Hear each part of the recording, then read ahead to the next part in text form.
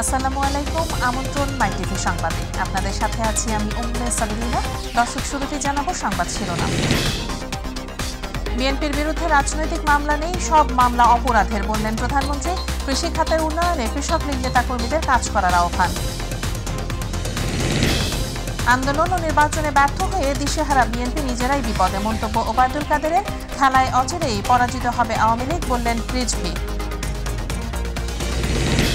তীব্র গরমে বিপর্যস্ত সারা দেশের জনজীবন, স্বাস্থ্য ঝুঁকিতে সাধারণ মানুষ। চুয়াডাঙ্গায় দেশের সর্বোচ্চ তাপমাত্রা 41.3 ডিগ্রি সেলসিয়াস, হিট অ্যালার্ট জারি। রাজধানী বাজারে বেড়েছে আদা, রসুন, পেঁয়াজ সহ সব ধরনের মশলার দাম। আলু ও মাছের দাম চড়া। সিন্ডিকেটের কারণে বরিশালে ক্রয় ক্ষমতার বাইরে ডাব।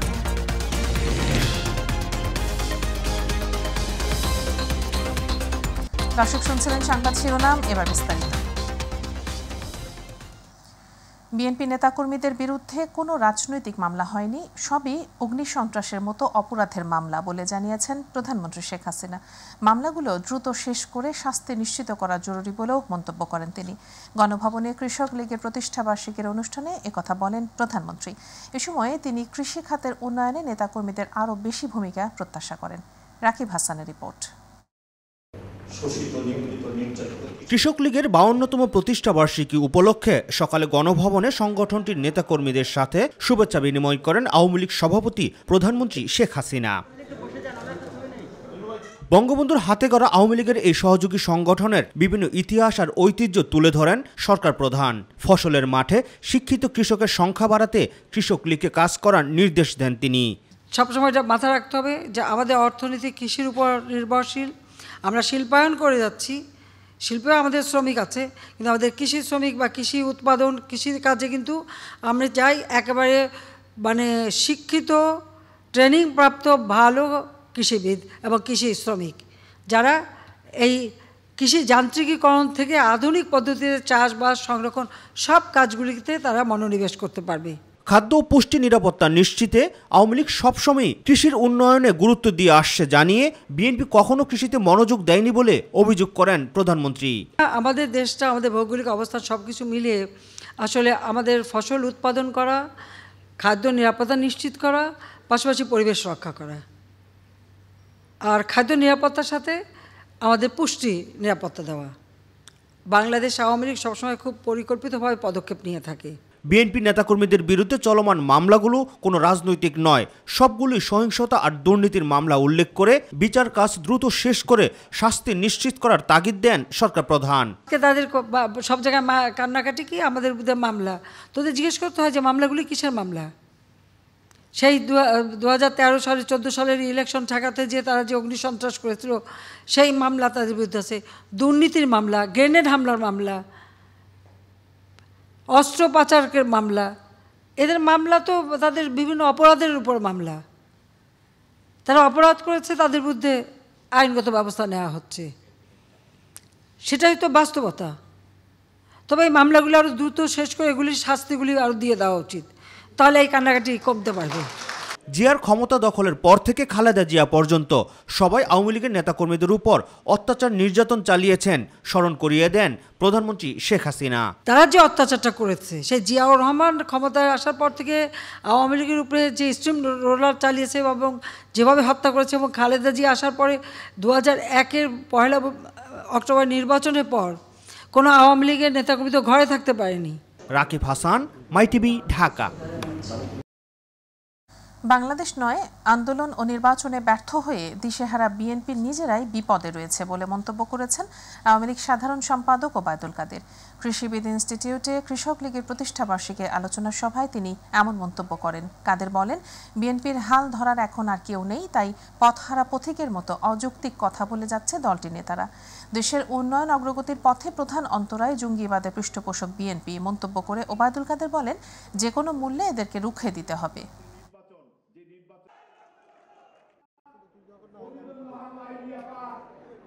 কোথায় কোথায় ফখরুল বলে মহাবিপদে, মহাবিপদে আছে বিএনপি। নেতা লন্ডনে, কর্মীরা হতাশ, কি করবে? হাল ধরার কেউ নেই। বিএনপি পথ হারা পথিকের মতো দিশেহারা। বিএনপি সহ নেতাকর্মীদের জেলে রেখে আওয়ামী লীগ যে খেলায় মেতেছে অচিরেই সে খেলায় তারা পরাজিত হবে বলে মন্তব্য করেছেন বিএনপি সিনিয়র যুগ্ম মহাসচিব রুহুল কবির রিজভী আহমেদ। জাতীয় প্রেস ক্লাবের সামনে এক পথসভায় তিনি এ দাবি করেন। জনসমর্থনবিহীন সরকার টিকে থাকার জন্য বিরোধী নেতাকর্মীদের ওপর শুধু অত্যাচারী নয়, সাধারণ জনগণের ওপরও শোষণ করছে বলে অভিযোগ করেন দলটির চেয়ারপারসনের উপদেষ্টা আব্দুস সালাম। কতদিন পর্যন্ত গণতন্ত্র না আসবে, মানুষের মৌলিক অধিকার না আসবে, মানুষের ভোটের অধিকার না আসবে, ততদিন পর্যন্ত শত নির্যাতন নিপীড়নের মুখেও বিএনপি আন্দোলন করেই যাবে, কেউ ঠেকাতে পারবে না। গণতন্ত্র কবি সত্য কথা যারা বলে, যারা গণতন্ত্রের পক্ষে সোচ্চার, তাদের বিরুদ্ধে বিভিন্ন নাশকতার মামলা, মিথ্যা মামলা দিয়ে আপনি তাদেরকে কারাগারে পুরে রেখেছেন। আপনি যে প্রতিশোধের খেলায় মেতে উঠেছে, এই খেলায় আলটিমেটলি আপনি পরাজিত হবেন। দেশের 4 জেলার ওপর দিয়ে বইছে তীব্র তাপপ্রবাহ। এছাড়া বিস্তীর্ণ অঞ্চলে বইছে মৃদু থেকে মাঝারি তাপপ্রবাহ। গরমে দুর্বিষহ হয়ে উঠেছে জনজীবন। এর মধ্যে তাপমাত্রা আরও বাড়ার পূর্বাভাস দিয়েছে আবহাওয়া অধিদপ্তর। বৃহস্পতিবার দেশের সর্বোচ্চ তাপমাত্রা ছিল যশোর ও চুয়াডাঙ্গায় 40.4 ডিগ্রি সেলসিয়াস, ঢাকায় ছিল 36.8 ডিগ্রি সেলসিয়াস। আরও জানাচ্ছেন নুসরাত শারমিন। গ্রীষ্মের প্রখর তাপে নাকাল রাজধানীবাসী। বিগত 24 ঘন্টায় দেশের সর্বোচ্চ তাপমাত্রা রেকর্ড করা হয়েছে চুয়াডাঙ্গায় 40.4 ডিগ্রি সেলসিয়াস, যা ধারাবাহিকভাবে আরও বাড়তে পারে। রোদের প্রখর তাপে দুর্বিষহ হয়ে পড়েছে জনজীবন, জানিয়েছেন অসহনীয় গরমে দিশেহারা তারা। গরম, অতিরিক্ত গরম, সহ্য না অসহ্য। এই যে গরমের মধ্যে কিরাম গাড়িগুলো চালাবো, না চালায় তো উপায় নেই। গরমের মধ্যে তো কিছু করান যায় না, গাম কালে ফাওয়াতে পরে, মাথাতে ফাওয়া পরে, কিছু করান যায় না, দোয়ানদারি করা যায় না গামে। প্রাকৃতিক এবং মানবসৃষ্ট নানা কারণে দিনকে দিন বেড়েই চলেছে তাপমাত্রার পারদ, যা অব্যাহত থাকতে পারে পুরো এপ্রিল মাস জুড়ে। তবে কোথাও কোথাও ঝড়ো হাওয়া সহ হালকা থেকে মাঝারি ধরনের বৃষ্টির সম্ভাবনা রয়েছে বলে জানায় আবহাওয়া অধিদপ্তর। বড় ধরনের স্কল লাইন গঠন করে বজ্রঝড়ের সম্ভাবনা খুবই কম, তবে বিচ্ছিন্নভাবে ছোট ছোট ঝড় হবে, যা বিদ্যমান তাপপ্রবাহকে তেমন একটা প্রভাব বিস্তার করতে পারবে না। গোটা বিশ্বে বিগত বছরগুলোর তুলনায় 2023 সালের তাপমাত্রা ছিল সর্বোচ্চ, যে কারণে 2023 সালকে সর্বোচ্চ তাপমাত্রার বছর বলে বিবেচনা করা হয়। আর তাই এবছর 2023 সালের তাপমাত্রাকেও ছাড়িয়ে যেতে পারে, যে কারণে আবহাওয়াবিদরা অতিরিক্ত গরম এবং প্রখর রোদের তাপ পরিহার করার পরামর্শ দিয়েছেন। এখন সারা বাংলাদেশ ব্যাপী 36 থেকে 40.4 ডিগ্রি সেলসিয়াসের মধ্যে ওঠানামা করছে, কিন্তু এই তাপমাত্রাই অনুভব হচ্ছে 42 থেকে 46 ডিগ্রি সেলসিয়াসের মতো। সূর্যের প্রখর আলো থাকে দুপুর 12টা থেকে 4টা পর্যন্ত। এই প্রখর সূর্যের আলো এড়িয়ে চলতে হবে, প্রচুর পরিমাণে পানি পান করতে হবে।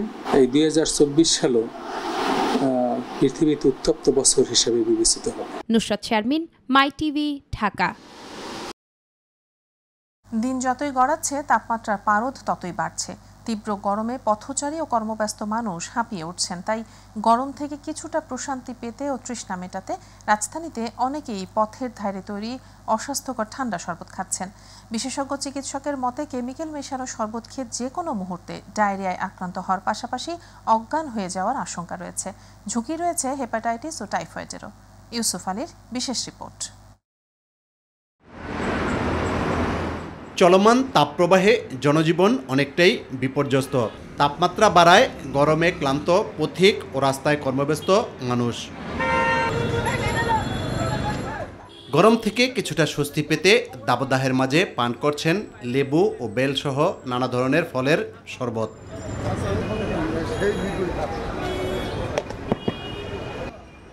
চোখের সামনেই অস্বাস্থ্যকর পরিবেশে অনিরাপদ পানি দিয়ে তৈরি হলেও দোকানদারদের দাবি এসব শরবত স্বাস্থ্যসম্মত। ফিল্টার পানি ব্যবহার করি। কোন কোম্পানির ফিল্টার পানি? তা তো জানি না, কোম্পানিতে দেওয়া যায়। কোন পানি দিয়ে তৈরি এটা যদি আমি দেখতাম তাহলে তো আপনি আমার প্রশ্নটা করতেন না। এখন জানি যে বাইতুল মোকাররমের পশ্চিম সাইডে ওই গেটে ভালো পাওয়া যায়, ওখান থেকে আইনা ব্যবহার করা হয়। চিনি দেই, চেরান দেই, বরফ দেই, লেবু দেই, বিট লবণ দেই। দোকানদারের কথা বিশ্বাস করে পথচারীরা নির্বিঘ্নে পান করছেন নানা ধরনের শরবত। ভালো লাগছে, খাইছি, ভালো লাগছে, ঠান্ডা, ভালো গলার চেষ্টা মিটাই। ওর কাছে আমি জিজ্ঞেস করে নিলাম প্রথমেই, ও বললো যে না এটা ফিল্টার পানি। এটা স্বাস্থ্যকর অবশ্যই না, তারপরও এখন রাস্তাঘাটে আর কি পাওয়া যায়, তৃপ্তি নেওয়ার জন্য এটা খাওয়া, আর কিছুই না। রাস্তাঘাটে যেসব খাবার তৈরি হয় এইসব আমাদের খাওয়া উচিত নয়, এইসবের মধ্যে কেমিক্যাল বা অন্য কিছু দিয়ে তৈরি করা হয়। আপনার মাধ্যমে সবাইকে সাজেস্ট করবো যে সবাই যেন বরফ ছাড়া খায়, বরফটা স্বাস্থ্যের জন্য খুবই ক্ষতিকর। বিশেষজ্ঞ চিকিৎসকের মতে খোলামেলা পরিবেশে তৈরি শরবত ও পানীয় উপকারের চেয়ে ক্ষতি বেশি করতে পারে। যখন এই গরমের মধ্যে কেউ অতিরিক্ত ঠান্ডা পানি খুব দ্রুত খায়, এটা কিন্তু স্বাস্থ্যকর নয়। এটা কিন্তু আমাদের শরীরে ইন্টারনাল টেম্পারেচারটাকে হঠাৎ করে র্যাপিড ডাউন করে দেয়। রাস্তাঘাটে যে শরবত পাওয়া যাচ্ছে অথবা ঠান্ডা পানীয় ফুটপাতে পাওয়া যাচ্ছে, এইটা কিন্তু পানির সোর্সটা আমাদের দেখতে হবে। দেখা গেলো যেগুলো খুব অস্বাস্থ্যকর পানি দিয়ে বানাচ্ছে। তীব্র গরমে স্বস্তি পেতে স্বাস্থ্যসম্মত উপায়ে পানীয় পান করার পাশাপাশি নানা পরামর্শ দেন এই বিশেষজ্ঞ চিকিৎসক। বারবার মুখে পানি দেওয়া, একটা ভিজা রুমাল রাখা যেটা শরীরে স্পঞ্জিং করা, আর পানি আপনি দরকার বোধে রাস্তার পানি না খেয়ে, অস্বাস্থ্যকর পানি না খেয়ে আপনি যখন একটা দোকান থেকে মিনারেল ওয়াটার নিলেন যখন আপনি ফুটপাতে থাকবেন। ইউসুফ আলী, মাই টিভি, ঢাকা। রাজধানী বাজারে আদা, রসুন, পেঁয়াজ সহ সব ধরনের মশলার দাম বেড়েছে। এছাড়া আলু ও মাছের দামও চড়া। নতুন করে বাড়েনি সবজির দাম, কিছুটা কমেছে মুরগির দাম। তবে সরকার তেলের দাম বেঁধে দিলেও প্রতি লিটার সয়াবিন আগের মূল্যেই বিক্রি হচ্ছে। এসএম খুরশেদ আলমের রিপোর্ট। বাজারে আলু ও মশলা পেঁয়াজের দাম নতুন করে বেড়েছে। বাড়তি দামে বিক্রি হচ্ছে প্রায় সব ধরনের নিত্যপণ্য। আলুর রেট ঈদের আগে 28-29 ছিল, বর্তমানে 5-50 টাকা কেজি চলতেছে। ঈদের আগে ছিল 35 টাকা 40 টাকা, ঈদের পরে দাম বাড়ছে। তবে সরবরাহ না থাকায় সরকারের নির্ধারিত দামে বিক্রি হচ্ছে না সয়াবিন তেল। 5 লিটারে 10 টাকা করে বাড়ছে। এই মালটা হয়তো আপনার শনিবার রোববারে ছড়িয়ে আসবে। এগুলি আগের আছে, আগের দামে আমরা বিক্রি করছি। পেঁয়াজ, আদা, রসুন এগুলি আগের দামে আছে। বেড়েছে আলু ও মাছের দাম, তবে কিছুটা কমেছে ব্রয়লার মুরগির দাম। চাষের পাবদা মাছ 350-400 টাকা কেজি, চাষের রুই মাছ 400 টাকা কেজি, কাতল মাছ 400-450 টাকা কেজি, এই নদীর চিংড়ি মাছ 1200 টাকা 1100 টাকা কেজি, দেশি মাগুর মাছ 1000 টাকা 900 টাকা কেজি, ইলিশ মাছ তো অনেক দাম। ঈদের আগে ছিল 240-50 টাকা কেজি, এখন ঈদের পরে হইতেছে আপনার ব্রয়লার 210 টাকা 220 টাকা কেজি। এছাড়া চাল, ডাল ও সবজির দাম আগের মতোই। সামনে আমাদের যে বৈশাখ সিজন, আমরা হয়তোবা 1-2 সপ্তাহ পরে চাল পাবো, পাইলে আশাবাদী আমরা চালের দাম কমবে। যত নিত্য প্রয়োজনীয় জিনিস আছে, মুদি আইটেম যা কিছু যা বাড়ার আগে যে বাড়ছে ঈদের আগে আর কমে নাই, ওই মিলে এইভাবে ভরে আছে, কিছুই কমে নাই। এসএম খুরশেদ আলম, মাই টিভি, ঢাকা। বরিশালে তরমুজ, গরুর মাংসের পর এবার ব্যবসায়িক সিন্ডিকেটের কবলে ডাব। অসুস্থ রোগীর পথ্য বা তাবদাহে তৃষ্ণা নিবারণের জন্য কার্যকর ডাব এখন সর্বসাধারণের ক্রয় ক্ষমতার বাইরে। দ্রুত মূল্য নিয়ন্ত্রণের দাবি সচেতন মহলের। পারভেজ রাসেলের রিপোর্ট, ক্যামেরায় ছিলেন আসাদ চৌধুরী। এই প্রচণ্ড তাপদাহে তৃষ্ণা নিবারণে বা অসুস্থ রোগীর প্রত্যয় হিসেবে দেশি পানীয় ফল ডাবের বিকল্প নেই। ভৌগোলিক কারণেই এ অঞ্চলে উৎপাদনেও এগিয়ে এই ডাব। একটু গরমেই কয়েক গুণ বেড়ে যায় এর কদর। তখনই নড়ে চড়ে বসে ডাব ব্যবসার অসাধু সিন্ডিকেট। দেশি ফলগুলোর দিকে একটু সরকার এবং ভোক্তা অধিকার একটু নজর দেওয়া উচিত, যাতে এটা মানুষের ক্রয় ক্ষমতার ভিতরে থাকে। শরীরের জন্য প্রয়োজন একটা ডাব, সেই ডাব খেতে আসলে আমরা ডাব খেতে পারি না, আমরা অসহায় হয়ে পড়েছি সিন্ডিকেটের কাছে। গাছ মালিক ডাব প্রতি 30 থেকে 40 টাকা পেলেও সাধারণ গ্রাহককে কিনতে হয় 100 থেকে 150 টাকায়। হাসপাতালের সামনের চিত্র হয় আরো ভয়ানক। রোগী ভর্তি, সেই জন্য কি ডাব নিতে আসছি, দাম অনেক বেশি। সবকিছু দাম কমাই দেওয়া, এটা সরকারের কাছে এটাই দাবি। ডাবের দাম শুনেই নাভিশ্বাস ক্রেতারা মুখ ফিরিয়ে নিতে বাধ্য হয়। তাই দ্রুত এই নিত্য প্রয়োজনীয় ফলের মূল্য নির্ধারণের দাবি সচেতন মহলের। কিছু লাভ হইবে, তারপর তো বিক্রি করবে, তাই বলে যে যেই টাকা দিচ্ছে তার দ্বিগুণ 3 গুণ দামে বিক্রি করবে, এটা তো হয় না। টাওয়ার ঠাতে গাছে ফলন খুব, রোজার আগে হইতো না ডাব সব কাটতে গ্রামেরা ঢাকা বেঁচে দিয়েছে। জানে 2টা লোক খাটে, 2টা লোকের বদলা আসে না, একটা গাড়ি বেড়া আসে না। হ্যাঁ, আমার দ্বারা কয়টা বেচবে, আমি কয়টা বেচবো, আমার তো 10টা লাগবে। ডাব সহ সকল পণ্য যৌক্তিক পর্যায়ে রাখার জন্য নিবিড় পর্যবেক্ষণের আশ্বাস দেন জেলা ম্যাজিস্ট্রেট। এই ডাব সহ যে কোনো ফলই হোক বা অন্য কোনো পণ্য সেটা যাতে মূল্য যৌক্তিক পর্যায়ে থাকে সেজন্য আমরা কাজ করব। প্রচণ্ড এই তাপদাহে দেশি ফল ডাব তৃষ্ণা নিবারণের কারণ। তবে অসাধু ব্যবসায়ীদের সিন্ডিকেট আর মূল্য শুনে ক্রেতাদের যেন নাভিশ্বাস। পারভেজ রাসেল, মাই টিভি, বরিশাল। ইরান ইসরায়েল প্রসঙ্গ। ইতিহাসে প্রথমবারের মতো ইরানে সরাসরি হামলা চালিয়েছে ইসরায়েল। শুক্রবার ভোরে দেশটির ইস্ফাহানে বিস্ফোরণের শব্দ শোনা গেছে। অপরদিকে ইরানে ইসরায়েলের ক্ষেপণাস্ত্র হামলার ঘটনার মধ্যেই সিরিয়া ও ইরাকে ব্যাপক বিস্ফোরণের খবর পাওয়া গেছে। জুবাইর রহমানের ডেস্ক রিপোর্ট। সিরিয়ায় ইরানের কনসুলেট ভবনে চালানো ইসরায়েলি হামলার জবাব গত শনিবার দিয়েছিল ইরান। ৩ শতাধিক ড্রোন ও ক্ষেপণাস্ত্র ব্যবহার করে এ হামলা চালায় তেহরান। তারপর থেকেই ক্ষোভে ফুঁসছিল ইসরায়েল। পাল্টা জবাবের বিষয়ে বহু আলাপের পর শেষ পর্যন্ত ইরানে হামলা চালিয়েছে ইসরায়েল। হামলা হয়েছে দেশটির ইস্ফাহান শহরের বিমানবন্দরের কাছে। এদিকে ইরানের রাষ্ট্রীয় বার্তা সংস্থা বলছে ইরান বেশ কয়েকটি প্রদেশে বিমান প্রতিরক্ষাকারী ব্যাটারি নিক্ষেপ করেছে। অন্যদিকে ইসরায়েলি সেনাবাহিনী বলছে উত্তর ইসরায়েলে সতর্ক সাইরেন সক্রিয় করা হয়েছে। একই সঙ্গে ইস্ফাহানের ওপর 3টি ড্রোন ধ্বংস করার কথাও জানানো হয়েছে। ইরানের ইস্ফাহানকে কৌশলগত গুরুত্বপূর্ণ শহর হিসেবে বিবেচনা করা হয়। এখানে সামরিক গবেষণা ও ডেভেলপমেন্ট সাইট সহ বেশ কয়েকটি গুরুত্বপূর্ণ ঘাঁটি রয়েছে। উল্লেখ্য, গত শনিবার ইসরায়েলের ভূখণ্ডে প্রথমবারের মতো হামলা চালায় ইরান। মুহুর্মুহু মিসাইল ও ড্রোন হামলার পরই দুদেশের মধ্যে ছড়ায় ব্যাপক উত্তেজনা। অপরদিকে ইরানে ইসরায়েলের ক্ষেপণাস্ত্র হামলার ঘটনার মধ্যেই সিরিয়া ও ইরাকে ব্যাপক বিস্ফোরণের খবর পাওয়া গেছে। ইরানের সরকারি বার্তা সংস্থার বরাত দিয়ে জানা যায় সিরিয়ায় সামরিক স্থাপনা লক্ষ্য করে একের পর এক বিস্ফোরণ হয়েছে। দক্ষিণ সিরিয়ার আদ্রা ও আল থালা সামরিক বিমানবন্দরে এ হামলা চালানো হয়। এদিকে ইরাকের আল ইমাম এলাকাতেও বিস্ফোরণের শব্দ শোনা গেছে। জুবাইর রহমান, মাই টিভি নিউজ। ইউক্রেন রাশিয়া যুদ্ধের পর নতুন করে মধ্যপ্রাচ্যেও যুদ্ধের দামামা বাজায় উদ্বিগ্ন ব্যবসায়ীরা। তারা বলছেন যদি যুদ্ধ লেগেই যায় তাহলে দেশে রপ্তানি আমদানি অনেকটাই ঝুঁকির মধ্যে পড়বে। ডলার ও জ্বালানি তেলের দাম বাড়বে, সেই সাথে বাড়বে উৎপাদন ব্যয়। ফলে প্রচণ্ড ঝুঁকির মধ্যে পড়ার আশঙ্কা করছেন অর্থনীতিবিদরা। সেক্ষেত্রে সরকারকে এখনই প্রস্তুত থাকার আহ্বান জানান বিশেষজ্ঞরা। এস.এম. খুরশেদ আলমের আরেকটি রিপোর্ট। করোনা মহামারী কাটিয়ে উঠতে না উঠতেই রাশিয়া ইউক্রেন যুদ্ধ, এরপরে ফিলিস্তিনি ইসরায়েলের আগ্রাসন, সবশেষ ইরানের সঙ্গে উত্তেজনায় মধ্যপ্রাচ্যে বাড়ছে যুদ্ধের দামামা।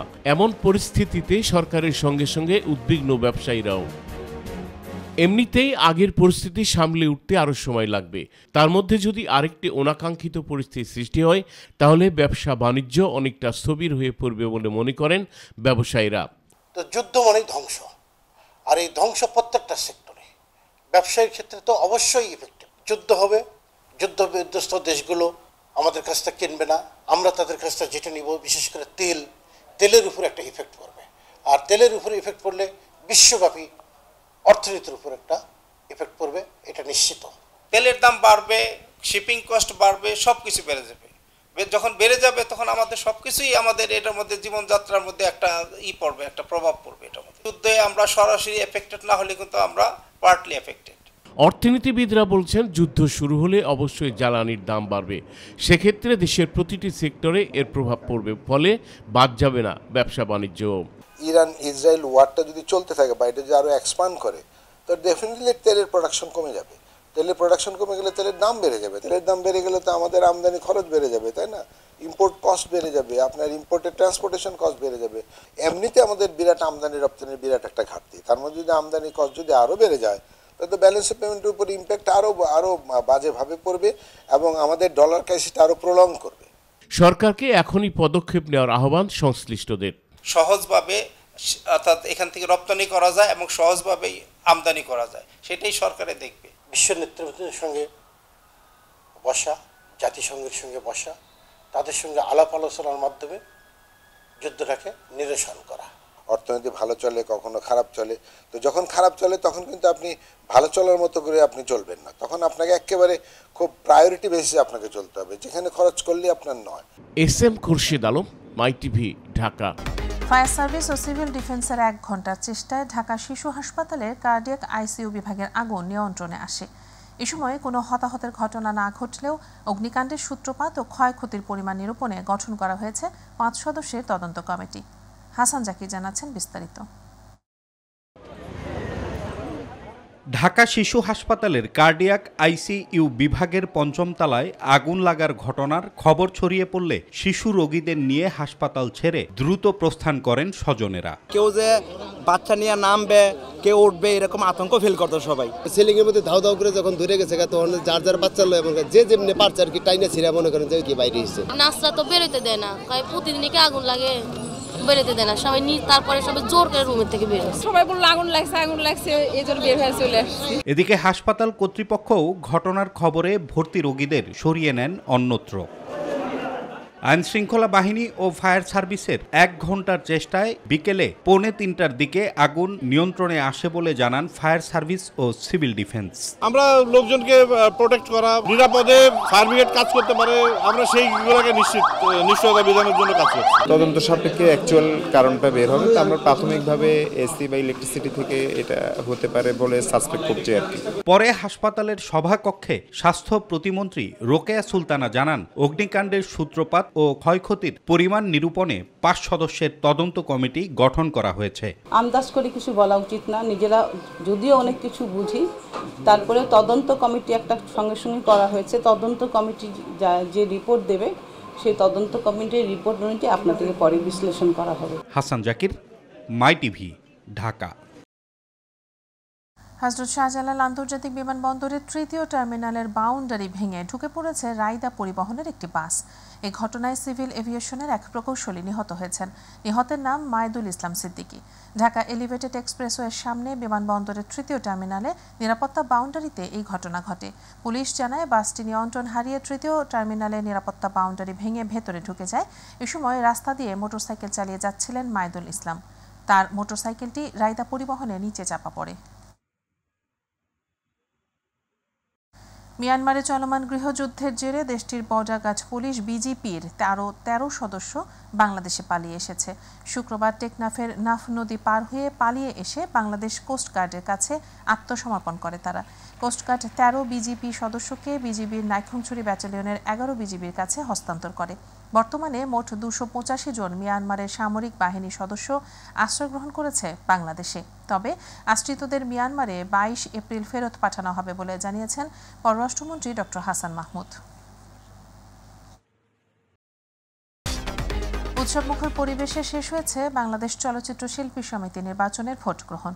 বাংলাদেশ চলচ্চিত্র উন্নয়ন কর্পোরেশন বিএফডিসি প্রাঙ্গণে সকাল 9টা থেকে শুরু হয়ে ভোট গ্রহণ চলে বিকেল 5টা পর্যন্ত। এখন চলছে ভোট গণনা। সবকিছু ঠিকঠাক থাকলে রাতেই জানানো হতে পারে ফলাফল বলে মনে করছেন প্রার্থী ভোটাররা। নির্বাচনে এবার মোট ভোটার সংখ্যা 571 জন।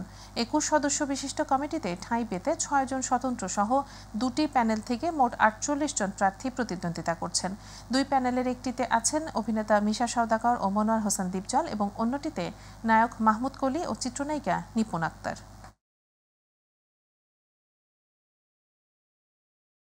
আমি 100% আশাবাদী যে আমাদের চলচ্চিত্র শিল্পী সমিতির ভাই এবং বোনেরা সুচিন্তিত মতামত দিয়ে মাহমুদ কলি, নিপুণ আক্তার প্যানেলকে জয়যুক্ত করবেন। আমি গতবার হেরেছি, আমি নিজে এসে রিয়াজ কাঞ্চন ভাইকে আমি মালা পরিয়ে দিয়েছি এবং তাকে ওত করিয়ে দিয়ে গেছি। আমার কাছে এটা একটা স্পোর্ট, এটা একটা স্পোর্টে এটা একটা খেলা, যে জিতবে তাকে মালা পরিয়ে দিতে হবে। জানাবো প্রবাসের সংবাদ।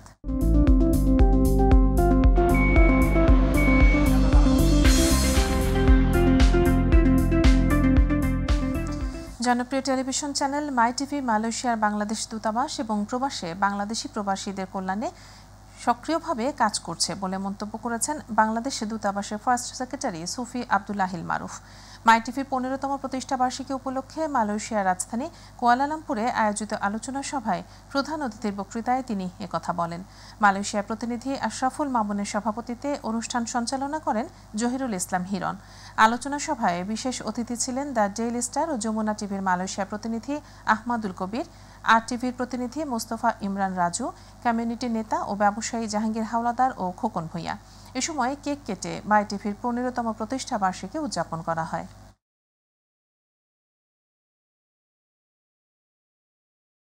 অত্যন্ত জনপ্রিয় টিভি চ্যানেল মাই টিভির 15 বছর পদার্পণ উপলক্ষে আমি মাই টিভির যত দর্শক আছেন, শুভানুধ্যায়ী যারা আছেন, কলাকুশলী যারা আছেন, সবাইকে আন্তরিক অভিনন্দন জানাচ্ছি এবং শুভেচ্ছা জানাচ্ছি।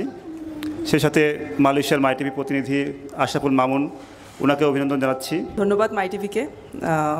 আসলে 15 বছরে জার্নি একটা অনেক বড় জার্নি, আর ধন্যবাদ আমাকে আমন্ত্রণ জানানোর জন্য। শুভেচ্ছা, ভালোবাসা।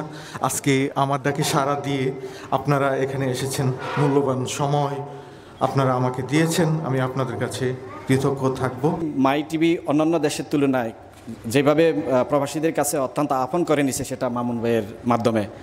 আশরাফুল মামুন ভাইয়ের মতো একজন চৌকস সাংবাদিককে প্রবাসে, বিশেষ করে মালয়েশিয়াতে নিয়োগ দেওয়ার জন্য ওনার মাধ্যমে প্রবাসীরা দারুণভাবে উপকৃত হচ্ছে। আজকে ওনারা যদি না থাকতো, প্রবাসীরা এত সুন্দরভাবে সব কিছু জানতে পারতো না এবং ভোগ করতে পারতো না। মালয়েশিয়ায় বহুল কাঙ্ক্ষিত পাসপোর্ট সেবা উদ্বোধন করা হয়েছে। বৃহস্পতিবার রাজধানী কুয়ালালামপুরে সাউথ গেট কমার্শিয়াল সেন্টারে আউটসোর্সিং প্রতিষ্ঠান এক্সপার্ট সার্ভিসেস কুয়ালালামপুর SDN BHDর অফিসে কার্যক্রমের উদ্বোধন করা হয়। স্বরাষ্ট্র মন্ত্রণালয় সুরক্ষা সেবা বিভাগের সচিব মোহাম্মদ আবদুল্লাহ আল মাসুদ চৌধুরী প্রধান অতিথি হিসেবে সেবা কার্যক্রম উদ্বোধন করেন। পরে প্রধান অতিথির কাছ থেকে একজন নবজাতক ও 2 জন তরুণ বাংলাদেশির আবেদন স্লিপ প্রদানের মাধ্যমে পাসপোর্ট সেবা কার্যক্রম শুরু করা হয়। উদ্বোধন অনুষ্ঠানে সভাপতিত্ব করেন বাংলাদেশের হাই কমিশনার মোহাম্মদ শামীম মিয়া। মোহাম্মদ কিয়ামউদ্দিনের সঞ্চালনায় অনুষ্ঠানে বিশেষ অতিথি ছিলেন পাসপোর্ট ও স্বয়ংক্রিয় বর্ডার নিয়ন্ত্রণ ব্যবস্থাপনা প্রকল্পের পরিচালক ব্রিগেডিয়ার জেনারেল মোহাম্মদ নুরুস সালাম। এছাড়াও উপস্থিত ছিলেন হাই কমিশনার মিনিস্টার ও deputy high commissioner Khurshed Alam Khastagir, project deputy director lieutenant colonel Mohammad Faisal সহ আরও অনেকে। এরই সাথে সংবাদের শেষ প্রান্তে আমরা যাবার আগে আরো একবার জানিয়ে দিচ্ছি সংবাদ শিরোনামগুলো। বিএনপির বিরুদ্ধে রাজনৈতিক মামলা নেই, সব মামলা অপরাধের বললেন প্রধানমন্ত্রী। কৃষি খাতের উন্নয়নে কৃষক লীগ নেতা কর্মীদের কাজ করার আহ্বান। আন্দোলন ও নির্বাচনে ব্যর্থ হয়ে দিশেহারা বিএনপি নিজেরাই বিপদে, মন্তব্য ওবায়দুল কাদেরের। খেলায় অচিরেই পরাজিত হবে আওয়ামী লীগ বললেন রিজভী। তীব্র গরমে বিপর্যস্ত সারা দেশের জনজীবন, স্বাস্থ্য ঝুঁকিতে সাধারণ মানুষ। চুয়াডাঙ্গায় দেশের সর্বোচ্চ তাপমাত্রা 41.3 ডিগ্রি, হিট অ্যালার্ট জারি। রাজধানী বাজারে বেড়েছে আদা, রসুন, পেঁয়াজ সহ সব ধরনের মশলার দাম। আলু ও মাছের দাম চড়া। সিন্ডিকেটের কারণে বরিশালে ক্রয় ক্ষমতার বাইরে ডাব।